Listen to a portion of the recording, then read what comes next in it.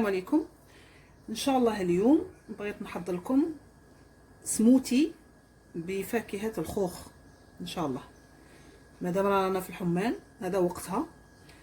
لهذا الوصفه يلزمنا هنا عندي ياغورت ذوق فاني، هي من الاحسن ذوق خوخ بصح انا ما لقيتش دونك درت ذوق فاني. عندي وحده سكر فانيلا، ماشي هذه فانية، هذه ماشي تاع الحلوى. عندي مغرف حسل حره وممكن تستغنوا عليها وديروا مغرف سكر، ومن الاحسن ما ديروش سكر، لا ما ديروش الحسل ما ديروش سكر، ولا درتوهم للاطفال دير لهم السكر، من الاحسن يستهلك طبيعي.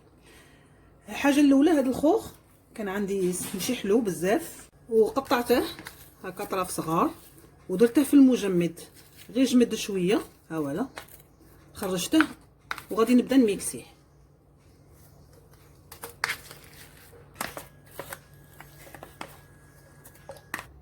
ندير معاه سكر فانيلا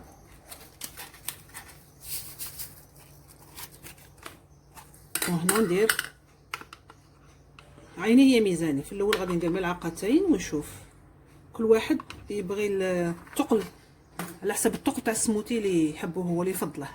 بسم الله. هنا غادي نميكسي ونرجع لكم.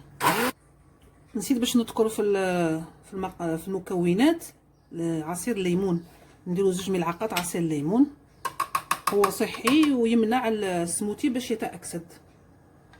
هاي ملعقه وزوج. نزيدو ملعقه تاع حسل حر، انا هاي حسل حر، ولا ما عندكمش تنجموا تستغنوا عليه، ما ديروش كاع الحلاوه، هو هكا حلو. حنا باش نعطيه يزيد يكون مليح للصحه والعافيه ديال الاطفال. انا زدت لهم هاد الملعقه، والكبار ماذا بيهم يشربوه طبيعي كما هو بدون نزيد نضيفوا له لا سكر ولا عسل.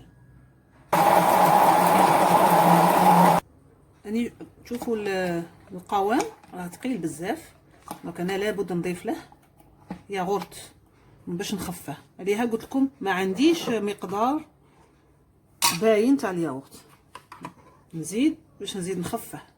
ولا شفتوه ثقيل ثاني بزاف نجموا تزيدوا حليب كانديا يكون صحي اكثر. في الاخير ها ولا السموتي تاعنا، شوفوا كي ثقيل. ولا بغيتو تخفوه تنجموا تزيدوا الماء فقط، غير الماء. ها هو السموتي تاعنا حاضر، لون جميل وكلش. كل مره ان شاء الله غادي ندير لكم سموتي من كل انواع الفاكهه. هذا الاول تاع الخوخ، ممكن المره الجايه ان شاء الله نوجدوا تاع المشماش.